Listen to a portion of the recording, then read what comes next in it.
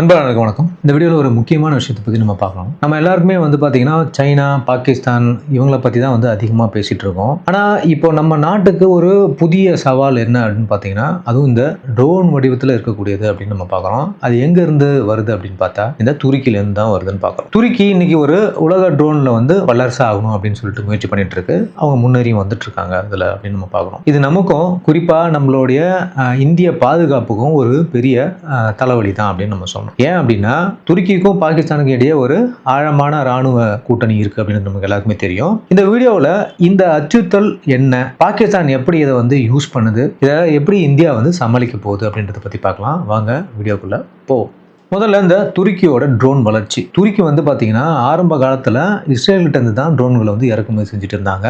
ஆனால் இப்போ முழுக்க முழுக்க சொந்தமாக ட்ரோனை தயாரிக்க ஆரம்பிச்சிட்டாங்க அப்படின்னு பார்க்கப்படுது. அது மட்டும் இல்லாமல் பெரிய லெவலில் அவங்க எக்ஸ்போர்ட்டும் பண்ணுறாங்க அப்படின்னு நம்ம பார்க்குறோம். இவங்க தயாரித்த இந்த பேரக்தார் TB2 ட்ரோன் பார்த்தீங்கன்னா சிரியா, லிபியா, அப்புறம் நகோரோ கராப் இந்த பார்த்தீங்கன்னா இந்த ஏரியா எதுனா இந்த அர்மேனியா அசர்பைஜான் சண்டையில் ஏற்பட்ட அந்த டிஸ்பியூட்டட் ஏரியா, அங்கே இது எல்லா இடத்துலையும் பார்த்தீங்கன்னா ஒரு திறன்பட வேலை செஞ்சுது அப்படின்னு சொல்லப்படுது. மேலும் இப்போ ரீசெண்டாக நடந்துட்டு இருக்கக்கூடிய இந்த உக்ரைன் வார்ல ஸ்டார்டிங் ஸ்டேஜில் இந்த TB2 ட்ரோன் அதிக பலன் கொடுத்தது உக்ரைனுக்கு அப்படின்னு நம்ம சொல்றோம். சரி, இது ஏன் அப்படி பலன் அதிகமாக கிடைச்சது அப்படின்னு பார்த்தீங்கன்னா இந்த ட்ரோனுக்கு இது குறைஞ்ச செலவில் அதிக தாக்கத்தை ஏற்படுத்தக்கூடிய ஒரு பவர்ஃபுல்லான ஆயுதமாக மாறி இருந்துச்சு அப்படின்னு சொல்றாங்க. துருக்கிக்கு இருக்கக்கூடிய முக்கிய அட்வான்டேஜ் இதில் என்ன அப்படின்னு பார்த்தீங்கன்னா, இவங்க கிட்ட இருக்கிற இந்த கம்பெனிங்க, அதாவது பேரக்தார், தாய், அப்புறம் அசெல்சன் அப்படின்னு சொல்றாங்க. இது மாதிரியான சொந்த கம்பெனிங்க மூலியமா இவங்க இதை தயார் பண்றாங்க அப்படின்னு பார்க்கப்படுது. அவங்க வெளிநாடுகளை நம்பி இருக்க வேண்டிய அவசியம் இல்லை அப்படின்னு பார்க்கப்படுது. இதனால எதிரிகளுடைய டேங்க், அப்புறம் இந்த ஏர் டிஃபென்ஸ் சிஸ்டம் எல்லாத்தையும் துல்லியமா தாக்கி அடிக்கிற திறமை இந்த ட்ரோனுக்கு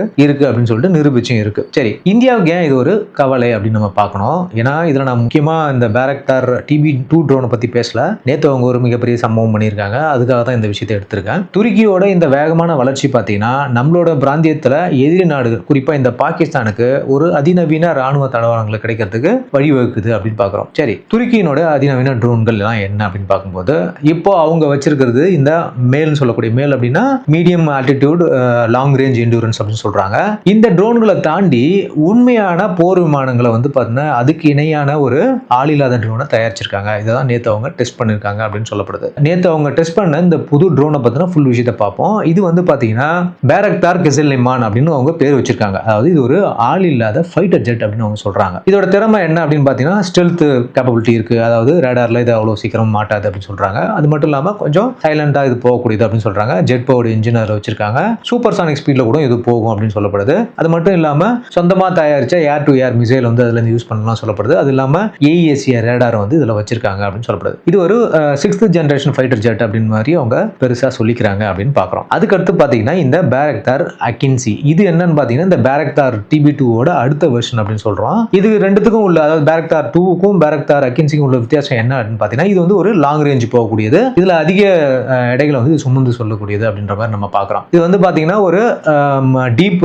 ஸ்ட்ரைக்காக, அதாவது எதிரி நாட்டிலோட ஆழமா போயிட்டு உளவு பார்த்து தாக்குதல் நடத்தக்கூடிய திறமை இருக்கு அப்படின்னு நம்ம சொல்றோம். அடுத்தது இந்த பேரக்தார் TB2, இதை தான் பாகிஸ்தான் ஆபரேஷன் சிந்துல நம்ம கிட்ட யூஸ் பண்ணாங்க. அது ஒன்றும் பெருசா பலன் கொடுக்கல, பட் இருந்தாலும் அவங்க இதை யூஸ் பண்ணாங்க. இது சண்டையில நிரூபிக்கப்பட்ட குறைந்த செலவில் குண்டுகளை சுமந்து செல்லும் ஒரு தந்திரமான தாக்கும் ட்ரோன் அப்படின்னு சொல்றாங்க. அதாவது சின்ன சின்ன நாடுகள் கிட்ட இந்த ட்ரோன் அதனுடைய வேலையை காமிச்சிருக்கு. எக்ஸாம்பிளுக்கு அசர்பைஜான் பெரிய ஏர் டிஃபென்ஸ் கிடையாது. ஸோ அதை அங்கே அவங்க பண்ணியிருக்காங்க. சிரியால இந்த மாதிரி சின்ன சின்ன நாடுகிட்ட இது அதனுடைய திறமையை பெருசாக காமிச்சிருக்கு அப்படின்னு சொல்றாங்க. ஸோ இதனுடைய விலை கம்மின்றதுனால பல நாடுகள் இதை வாங்கியிருக்காங்க அப்படின்னு சொல்லப்படுது. சரி, பாகிஸ்தானுக்கு தொடர்பு இந்தியாவோட பாதுகாப்புல நேரடி தாக்கம் வருமா அப்படின்னு நம்ம பார்க்கும்போது, துருக்கிக்கும் பாகிஸ்தானுக்கும் இடையே பார்த்தீங்கன்னா ஒரு வெளிப்படையான ராணுவ கூட்டணி இருக்குன்றது நமக்கு எல்லாமே தெரியும். இதனால நமக்கு ஒரு பெரிய அச்சுறுத்தலும் இருந்துட்டு வருது. அதாவது இந்த பிராந்தியத்தில் பார்த்தீங்கன்னா, பிராந்தியம் மட்டும் கிடையாது, சர்வதேச அளவிலுமே பார்த்தீங்கன்னா இந்தியா சிக்கல்ல தள்ள துருக்கி வேணும்னே முயற்சி பண்ணிட்டு வருதுன்றது இந்தியா எப்பவுமே சொல்லிட்டு தான் இருக்கு. அதாவது காஷ்மீர் அல்லது இந்த LOCல நேரடி அச்சுறுத்தல் இருக்கு அப்படின்னு நம்ம பார்க்கிறோம். பாகிஸ்தான் இந்திய எல்லையோர பகுதியில்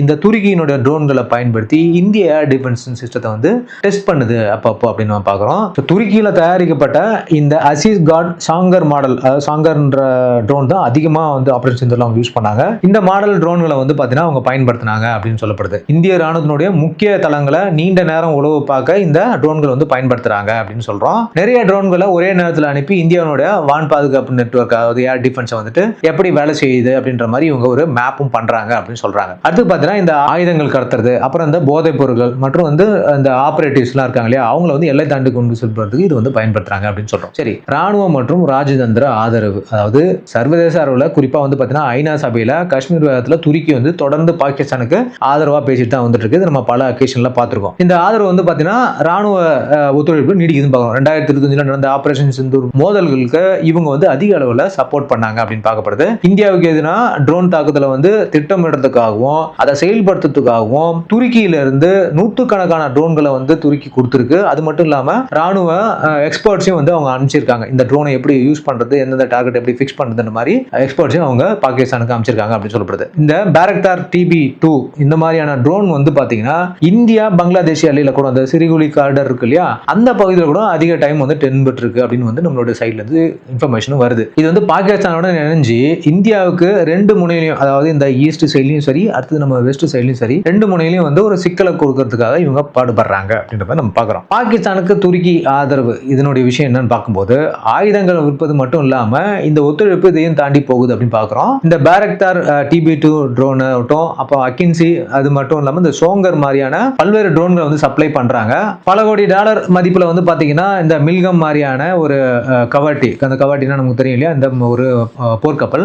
இதெல்லாம் வந்து இந்த PNS கைபர் அவங்க பேர் வச்சிருக்காங்க. அது அப்புறம் மற்றும் PNS பாபர், இதெல்லாம் வந்து பாத்தீங்கன்னா பாகிஸ்தானுக்கு வழங்குறதுல துருக்கி வந்து மும்பரமா இருக்கு அப்படின்னு பாக்குறோம். அது மட்டும் இல்லாம அந்த கடற்படையை வந்து மாடர்னைஸ் பண்றதுல இவங்க அதிக ஆர்வம் காட்டுறாங்க. பாரக்தார் மற்றும் பாகிஸ்தானுடைய NASTP அப்படின்னு, அதாவது national aerospace science and technology அப்படின்னு அவங்க சொல்றாங்க. இவங்களுக்குள்ள வந்து ஒரு கூட்டு ஆராய்ச்சி, அதாவது R&D ஒப்பந்தமும் வந்து இவங்க போட்டிருக்காங்க அப்படின்னு சொல்லப்படுது. இந்த அளவுல வந்து இஸ்லாமாபாத்துக்கு துருக்கி வந்து பெரிய லெவல்ல ஆதரவு கொடுத்துட்டு இருக்கு அப்படின்னு நம்ம பார்க்கிறோம். சரி, இப்போ இந்த முக்கியமான விஷயம் என்ன அப்படின்னு பார்த்தீங்கன்னா, துருக்கி கண்டுபிடிச்சிருக்கிற ஒரு இந்த ஆளில்லாத விமானம், அதாவது போர் விமானம், இந்த கிசில்மா அப்படின்னு சொல்லக்கூடியது, இது இந்தியாவுக்கு எப்படி ஒரு தாக்கத்தை உண்டாக்கும், இந்தியாவுக்கிட்ட இருக்கக்கூடிய தீர்வு என்ன அப்படின்னு பார்க்கும்போதுனா, இந்தியா வந்து சும்மாலாம் கிடையாது.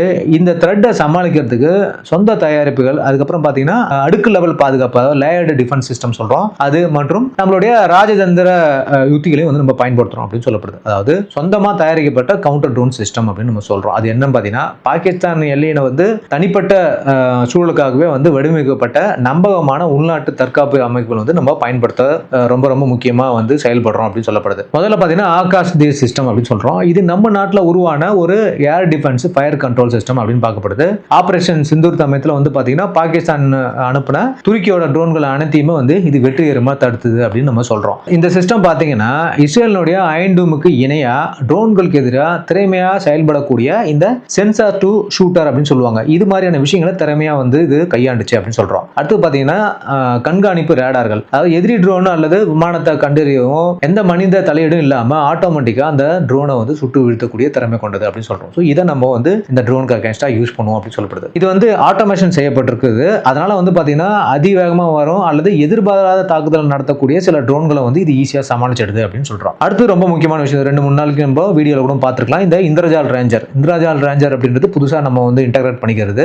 இந்தியாவோட முதல் ஆர்டிஃபிஷியல் இன்டெலிஜென்ஸ் மூலமா இயங்கக்கூடிய ஆன்டி ட்ரோன் பேட்ரோல் வெஹிக்கிள் அப்படின்னு சொல்றோம். இதுல உள்ள AI சிஸ்டம் பாத்தீங்கன்னா சென்சார் டேட்டாவை மிக்ஸ் செய்யறது, சாஃப்ட் கில்னு சொல்லுவாங்க. அது சாஃப்ட் கில் அப்படின்னா ஒரு ட்ரோன் வருதுன்னா அந்த ட்ரோனோடைய எலக்ட்ரானிக் சாதனங்களை வந்துட்டு பழுதடைய வைக்கிறது, அதை வந்து குழப்புறது, அதை வந்து கீழே விழ வைக்கிறது, இந்த மாதிரியான விஷயங்கள் இது வந்து சாஃப்ட் கில்னு சொல்லுவோம். இந்த நேச்சரும் அதுல இருக்கு. அதுக்கப்புறம் பார்த்தீங்கன்னா ஹார்ட் கில்னு சொல்லுவாங்க. ஹார்ட் கில் என்னன்னா அந்த ட்ரோனை வந்து தாக்கி அழிக்கிறது, அதனுடைய எக்ஸ்டர்னல்ல வந்து உடைக்கிறது. ஸோ இது மாதிரியான விஷயங்கள் ரெண்டுமே இது வந்து பண்ணும் அப்படின்னு சொல்லப்படுது. இது AI மூலியமா இயங்கக்கூடிய ஒரு சக்தி வாய்ந்த டிஃபென்ஸ் சிஸ்டம் அப்படின்னு சொல்றோம். இது நம்மளுடைய பேட்ரோல்ல இருக்கு. அதனால இது ஒரே இடத்துல வச்சிருக்கணும் அவசியம் கிடையாது. பார்டர் அருகில எங்க வேணாலும் இதை கொண்டு போக முடியும் சுலபமா அப்படின்னு சொல்றாங்க. இது மட்டும் இல்லாம தன்னுடைய பழைய ஏர் டிஃபென்ஸ், அந்த L-70 துப்பாக்கிலாம் இருக்கு இல்லையா, அது மாதிரியான துப்பாக்கிலாம் வந்து நெக்ஸ்ட் ஜெனரேஷன் வந்து டிஃபென்ஸ் சிஸ்டமா வந்து மாத்தி வச்சிருக்காங்க அப்படின்னு சொல்லப்படுது. இது அதிநவீன ட்ரோன்களை கூட தாக்க உதவுது அப்படின்னு சொல்றோம். இது எல்லாமே வந்து நான் சொல்றது ஒரு நார்மல் ட்ரோன் வரும்போது நம்ம யூஸ் பண்ணக்கூடியது. இது இல்லாம நம்ம கிட்ட நிறைய விஷயங்கள் இருக்கு. S-400 இருக்கு, ஒரு பெரிய லெவலான த்ரெட் வரும்போது அதை தாக்குறதுக்கு. இப்ப துருக்கி சக்சஸ்ஃபுல்லா வந்து ட்ரையல் பார்த்தா இந்த ஏர்கிராஃப்ட், அதாவது ஆட்டோமேட்டிக்கா வந்து செயல்படக்கூடிய ஆள் இல்லாத ஒரு ஏர்கிராஃப்டை கூட ஈஸியா நம்ம சுட்டு வீழ்த்த முடியும். அடுத்தது ராஜதந்திர மற்றும் கூட்டாளிகளை வந்து உருவாக்கிக்குது. அதாவது துருக்கியினோட செல்வாக்கு வந்து குறைக்க இந்தியா அதனுடைய சொந்த பாதுகாப்பு கூட்டாளிகளை வந்து பலப்படுத்தணும் அப்படின்னு சொல்றோம். அதாவது என்னன்னு பாத்தீங்கன்னா துருக்கியினுடைய எதிரி நாடுகள் யாரெல்லாம் துருக்கியோட எதிரி நாடுகள், துருக்கியினுடைய மோதல் போக்காக இருக்கக்கூடிய நாடுகள் யாரும் பார்த்தீங்கன்னா கிரீஸ் இருக்கு, சைப்ரஸ் இருக்கு. இந்த மாதிரியான நாடுகளுக்கு வந்து நம்ம பாதுகாப்புல வந்து அதிக முக்கியத்துவம் காமிக்கணும், அவங்க கூட அதிகமாக ஒத்துழைப்பு பண்ணணும் அப்படின்னு சொல்லப்படுது. மத்திய ஆசியா மற்றும் ஐக்கிய அரபு அமீரகம் அந்த UAE மாதிரியான நாடுகளில் கூட பார்த்தீங்கன்னாக்கா நம்ம கூட வந்து ஒரு நல்ல உறவு இருக்கு.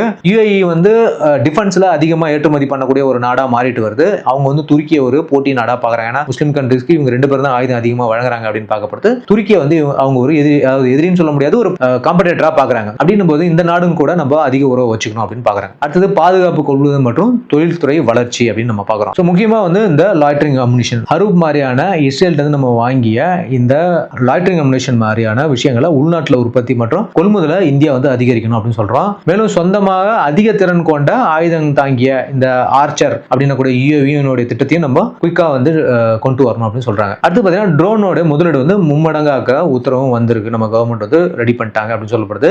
அரசாங்கம் அடுத்த 2 ஆண்டுல பார்த்தீங்கன்னா உள்நாட்டு ட்ரோன் மற்றும் கவுண்டர் ட்ரோன் துறையில வந்து செய்யக்கூடிய முதலீடை வந்து 3 மடங்கு வந்து அதிகரிச்சிருக்காங்க அப்படின்னு நம்ம சொல்றோம். சரி, இப்போ முக்கியமா என்ன அப்படின்னு பார்த்தீங்கன்னா இந்த கிஸ்லிமா ட்ரோன் தான் வந்து அவங்க தயாரிச்ச ஆள் இல்லாத போர் விமானம். இந்த கிஸ்லிமா ட்ரோன் மூலம் பார்த்தீங்கன்னா ஒரு ட்ரோன் வல்லரசா மாறதுக்கு துருக்கி நினைச்சிட்டு இருக்கு. இந்தியா மாதிரி கண்ட்ரி கிட்ட தன்னோட திறமைகளை வந்து கண்டிப்பா செல்லுபடி ஆகாது அப்படின்றத அவங்க கண்டிப்பா உணரணும். ஆபரேஷன் சிந்துல அவங்களுடைய இந்த பேரக்டார் TB2 ட்ரோன் வந்து மண்ணை கவிச்சுன்றதை நம்ம நிறைய அக்கேஷன்ல பார்த்துட்டோம். இது மட்டும் இல்லாம நம்ம ரஷ்யா கிட்ட இருந்து பேன்சர் S1M அப்படின்னு சொல்லக்கூடிய ஒரு அதிநவீன ஏர் டிஃபென்ஸையும் வாங்குறோம். ஸோ இதை பத்தின டீட்டெயில் நான் அடுத்த வீடியோவில் கண்டிப்பா போடுறேன். ஏன்னா இந்த வீடியோவில் பார்த்தீங்கன்னா முழுக்க இந்த துருக்கி வந்து நேற்று டெஸ்ட் பண்ண சக்சஸ்ஃபுல்லா வந்துட்டு ஒரு ஏர் டு ஏர் மிசைலை வந்து அவங்க அனுப்பி ஒரு ஏர்கிராஃப்டையும் வந்து அந்த ஆள் இல்லாத விமானம் வந்து கொண்டு இருக்கு அப்படின்னு பார்க்குறோம். இது உலகளாவிய பெரிய ஒரு சக்சஸா எல்லாரும் பார்க்குறாங்க. ஸோ இதுக்கு அகேன்ஸ்டா நம்ம வந்து ரெடி ஆகணும் அப்படின்றது தான் நம்ம என்னென்ன மாதிரி வந்து கொண்டு போகிறோம் அப்படின்றத இந்த வீடியோவில் நான் சொல்லியிருக்கேன்னு பார்க்குறேன். ஸோ இந்த வீடியோ கண்டிப்பாக இன்ஃபர்மேட்டிவ் இருக்குன்னு நான் நம்புறேன். கண்டிப்பாக சேனல் சப்ஸ்கிரைப் பண்ணுங்க, உங்கள் கருத்துக்களை வந்து